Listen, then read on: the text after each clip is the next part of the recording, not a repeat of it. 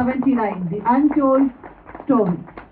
Poster ಬಿಡುಗಡೆಯ ಸಮಾರಂಭ ವಿಶೇಷ ಅತಿಥಿಯಾದಂತಹ ಆ ದಿನಗಳು ಖ್ಯಾತಿಯ ಪ್ರತಿಯೊಂದರಲ್ಲೂ ಬರೋ ಸಾಧ್ಯತೆಗಳು ಖಂಡಿತ ಇದೆ. ಇದರಲ್ಲಿ ನಮಗೆ ಪೋಸ್ಟರ್ ನೋಡಿದಾಗ ಹೀಗೆ ಆ ಪೀರಿಯಡ್ ಕಥೆಯಲ್ಲಿ ಒಂದು ರೀತಿ ಉಲ್ಟಾ ಮಾಡಿರೋದು ನೋಡಿದ್ರೆ ಎಲ್ಲೋ ಒಂದು ಕಡೆ ಅವ್ರ ಜೀವನದಲ್ಲಿ ಅಲ್ಲೋಲ ಕಲ್ಲೋಲ ಆಗ್ತಾ ಇರುತ್ತೆ. ಆ ಒಂದು ಕ್ಯಾರೆಕ್ಟರ್ಸ್ ಬಗ್ಗೆ ಅನ್ನೋದನ್ನ ನಮಗೆ ಎದ್ದು ಕಾಣುತ್ತೆ.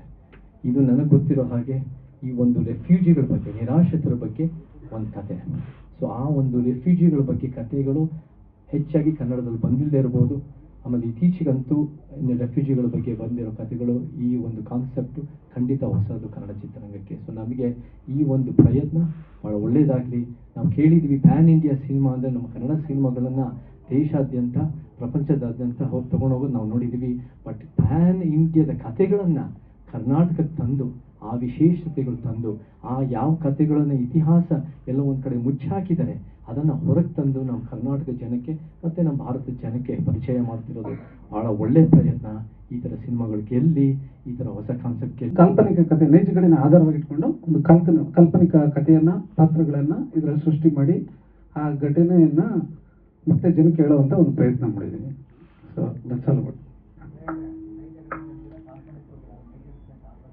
ಅಂದರೆ ಸರ್, ಇದು ಈ ಥರದ ರೆಫ್ಯೂಜಿಗಳ ಕಥೆಗಳು ಸಾಕಷ್ಟು ಬಂದಿದ್ದಾವೆ. ಆ ರೆಫ್ಯೂಜಿಗಳ ಕಥೆಗಳನ್ನೆಲ್ಲ ಇಟ್ಕೊಂಡು ನಾವೊಂದು ಕಾಲ್ಪನಿಕ ಕಥೆಯನ್ನು ಕ್ರಿಯೇಟ್ ಮಾಡಿದ್ವಿ. ಅಂದರೆ ಇದರಲ್ಲಿರೋ ಯಾವುದೇ ಪಾತ್ರ ಆಗಲಿ ಅಥವಾ ಇದಾಗಲಿ ಆ ರಿಯಲ್ ಇನ್ಸಿಡೆಂಟಲ್ಲಿ ಇಲ್ಲ. ಆದರೆ it's a story based on true events ಅಷ್ಟೇ, but it's a fictional story.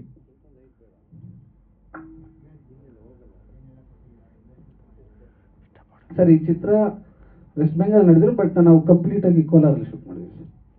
ಅದೇ ಥರದ ಲೊಕೇಶನ್ಸ್ ನಮಗೆ ಕೋಲಾರಲ್ಲಿ ಆಪ್ಟ್ ಆಗಿರುವಂಥ ಲೊಕೇಶನ್ ಸಿಕ್ತು. ಹಾಗಾಗಿ ಕೋಲಾರಲ್ಲಿ ಬಹುತೇಕ ಕೋಲಾರ, ಯರಗೋಳ ಆ ಥರದ ಪ್ರಾಂತ್ಯದಲ್ಲಿ ಶೂಟ್ ಮಾಡಿದ್ವಿ.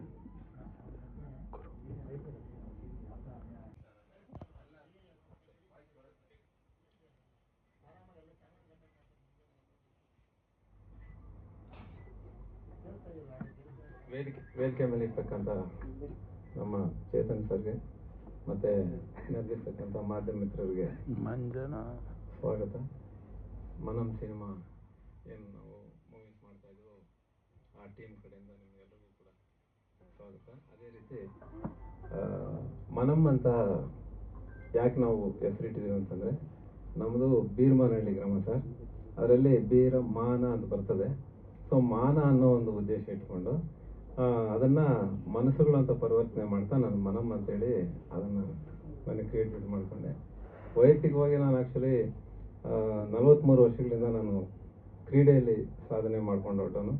ಮೊನ್ನೆ ನನಗೆ ರಾಜ್ಯೋತ್ಸವ ಪ್ರಶಸ್ತಿ ಆಗಿದೆ ಸರ್ ಕ್ರೀಡಾ ವಿಭಾಗದಲ್ಲಿ. ಅದೇ ರೀತಿ 10,000 ಕಿಲೋಮೀಟರ್ ಸೈಕ್ಲ್ ಮಾಡಿದ್ದೀನಿ ಈ ದೇಶದಾದ್ಯಂತ.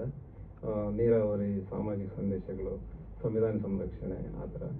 ಸೊ 60ರ ಏನು ಇವಾಗ ನಮಗೆ 60 ವರ್ಷ. 2ನೇ ಇನ್ನಿಂಗ್ಸಲ್ಲಿ ನನಗೊಂದು ಅವಕಾಶ ಕೊಟ್ಟಿದ್ದು ನಮ್ಮ Pushparaj sir. Thank you Pushparaj sir, ನನಗೆ ಈ ಆಪರ್ಚುನಿಟಿ ಕೊಟ್ಟಿದ್ದಕ್ಕೆ. ಟೈಟಲ್ ಬಗ್ಗೆ ಹೇಳಬೇಕು ಅಂತಂದರೆ ಆಲ್ರೆಡಿ ಹೇಳಿದ್ದಾರೆ ನಮ್ಮ ಡೈರೆಕ್ಟರ್ ಸರ್. ಸೊ ನಾನೇನು ಹೇಳೋ ಅವಶ್ಯಕತೆ ಇಲ್ಲ. ಈ ಮೂವಿ ಬಗ್ಗೆ ಅಭಿಪ್ರಾಯ ಏನು ಅಂತಂದರೆ, ಪ್ರತಿಯೊಬ್ಬರು ಆರ್ಟಿಸ್ಟಿಗೂ ಈಗ ಬೇರೆ ಬೇರೆ ರೀತಿಯ ಅವಕಾಶಗಳು ಬರುತ್ತೆ. ಬಟ್ ಈ ಮೂವಿನಲ್ಲಿ ನನಗೆ ಯೂತಿಂದ ವಯಸ್ಸಾಗೋವರೆಗೂ ಒಂದು ಜರ್ನಿ ಇದೆಯಲ್ಲ, ಅದು ಒಂದು ಬಹಳ ಅದ್ಭುತವಾಗಿತ್ತು. ಈ ಶೂಟಿಂಗ್ನ ಆಲ್ಮೋಸ್ಟ್ ನಾವು 1 ವರ್ಷ ತೊಗೊಂಡು ಮಾಡಿದ್ದೀವಿ.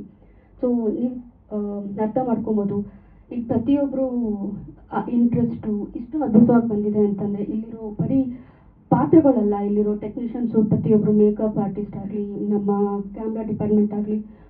ನಮ್ಮ ಕೋಲಾರದಲ್ಲಿ ಇರುವಂತಹ ಸಿನಿಮಾ ಥಿಯೇಟರ್ಗಳಲ್ಲಿ ಅಟ್ಲೀಸ್ಟ್ 1 ಶೋ ಆದರೂ ನಡೆಸೋಣ ಅಂತೇಳಿ ಬಹಳ ಪ್ರಯತ್ನ ಪಟ್ಟೆ. ದುಡ್ಡುಗೋಸ್ಕರ ಅಲ್ಲ, ನಾನು ಮೊದಲು ಎಲ್ಲಿದ್ದೀನಿ ಅಲ್ಲಿ ಹೆಸರು ಮಾಡೋಣ ಅನ್ನೋಂತಹ ನಿಟ್ಟಿನಲ್ಲಿ ಪ್ರಯತ್ನ ಪಟ್ಟೆ. ಆದರೆ ಕೆಲವೊಂದು ಕಾರಣಾಂತರದಿಂದ ರಿಲೀಸ್ ಮಾಡೋಕ್ಕೆ ಸಾಧ್ಯ ಆಗಿಲ್ಲ. ಅದಾದಮೇಲೆ ಯೂಟ್ಯೂಬಲ್ಲಿ ರಿಲೀಸ್ ಮಾಡಿದೆ. ಅದಾದಮೇಲೆ ಟಪ್ಪ ಅನ್ನೋಂತಹ ಒಂದು ಸಿನಿಮಾದಲ್ಲಿ ಆ್ಯಸ್ ಎ ಲೀಡ್ ರೋಲಾಗಿ ಆ್ಯಕ್ಟ್ ಮಾಡಿದೆ. ಅದ್ರ ಜೊತೆಯಲ್ಲಿ ಕಿಡಿಗೇಡಿಸ್ ಆಫ್ ರಾಮಪುರ ಅನ್ನೋಂತಹ ಸಿನಿಮಾದಲ್ಲೂ ಸಹ ಆ್ಯಸ್ ಎ ವಿಲನ್ ಆಗಿ ಆ್ಯಕ್ಟ್ ಮಾಡಿದೆ. ಆದರೆ ಫೈನಾನ್ಷಿಯಲ್ ಪ್ರಾಬ್ಲಮಿಂದ ಸಿನಿಮಾಗಳು ತೆರೆ ಮೇಲೆ ಬಂದಿಲ್ಲ. ಬಹುಶಃ ಬರುವಂತಹ ದಿನಗಳಲ್ಲಿ ಬರ್ಬೋದು ಅಂತ ಅನಿಸುತ್ತೆ. ಅದಾದ್ಮೇಲೆ ಡೈರೆಕ್ಟರ್ ಪುಷ್ಪರಾಜ್ ಸರ್ ಕಾಲ್ ಮಾಡಿದ್ರು, ಈ ಥರದ ಒಂದು ಕಥೆ ಇದೆ, ಈ ಒಂದು ಸಿನಿಮಾದಲ್ಲಿ ಒಂದು ಸಣ್ಣ ಪಾತ್ರ ಇದೆ ಅಂತ ಹೇಳಿದ್ರು. ಬಹಳ ಖುಷಿ ಆಯಿತು. ಸರ್ ಖಂಡಿತ ಮಾಡ್ತೀನಿ ಸರ್, ಯಾವುದೇ ಒಂದು ಪಾತ್ರ ಕೊಟ್ಟರು ಕೂಡ ನಾನು ಮಾಡಕ್ಕೆ ರೆಡಿ ಇದೆ ಅಂತ ಹೇಳಿ ಭೇಟಿ ಆದಾಗ ಸಿನಿಮಾ ಬಗ್ಗೆ ನನಗೆ ಸುಮಾರು ಒಂದು 2 ಅವರ್ ಎಕ್ಸ್ಪ್ಲೈನ್ ಮಾಡಿದ್ರು. ಆ ಸಿನಿಮಾ ಕತೆ ಕೇಳಿದ್ರೆ ಕಣ್ಣಲ್ಲಿ ನೀರು ಬಂದ್ಬಿಡುತ್ತೆ. ಹೀಗಿರುವಾಗ ನೀವೇನಾದರೂ ಸಿನಿಮಾ ಮಂದಿಗೆ ಬಂದು ಸಿನಿಮಾ ನೋಡಿದಾಗ ಬಹುಶಃ ನಿಮಗೂ ಕೂಡ ಅದೇ ರೀತಿಯಾದಂಥ ಫೀಲ್ ಬರುತ್ತೆ ಅಂತ ನಾನು ಭಾವಿಸ್ತೀನಿ. ತಾಯಿ ಪಾತ್ರ, ತಾಯಿ ಅಂದ್ರೆ ತಾಯಿಗೆ ಎಷ್ಟೇ ನೋವು ಏನೇ ಇದ್ರೂ ತನ್ನ ಮಗುವನ್ನ ಅವಳು ಹೇಗೆ ಕಾಪಾಡ್ಕೋತಾಳೆ, ಅವನು ತಿಂದಿದಾನೋ ಇಲ್ವೋ, ಮಲಗಿದಾನೋ ಇಲ್ವೋ, ಅವಳು ಯಾವುದೇ ಪರಿಸ್ಥಿತಿಲಿ ಇರಲಿ. ಸೊ ಆ ತಾಯಿಯ ಒಂದು ಕ್ಯಾರೆಕ್ಟರ್ನ ನಾನು ಮಾಡಿದ್ದೀನಿ. ಆ್ಯಕ್ಚುಲಿ ನನ್ನ ಕ್ಯಾರೆಕ್ಟರ್ ನನಗೆ ತುಂಬ ಇಷ್ಟ ಆಯಿತು. ನನ್ನ ಕ್ಯಾರೆಕ್ಟರ್ ಯಾವ ಥರ ಅಂತಂದರೆ, ನಾನು ಹುಚ್ಚಿನೂ ಅಲ್ಲ, ಈ ಕಡೆ ಜಾಣೆನೂ ಅಲ್ಲ, ಆ ಥರ ಮೀಡಿಯಮ್, ಆ ಥರ ನನ್ನ ಕ್ಯಾರೆಕ್ಟ್ರು. ತುಂಬ ಇಂಟ್ರೆಸ್ಟಿಂಗ್ ಆಗಿತ್ತು. ಈ ಪಾತ್ರವನ್ನು ನನಗೆ ಕೊಟ್ಟಂತಹ ಪುಷ್ಪರಾಜ್ ಸರ್ ಇರ್ಬೋದು, ಚರಣ್ ಸರ್ ಇರ್ಬೋದು, ಅವ್ರಿಗೆ ನಾನು ನಿಜವಾಗ್ಲೂ ಧನ್ಯವಾದಗಳನ್ನು ಹೇಳೋಕ್ಕೆ ಇಷ್ಟಪಡ್ತೀನಿ.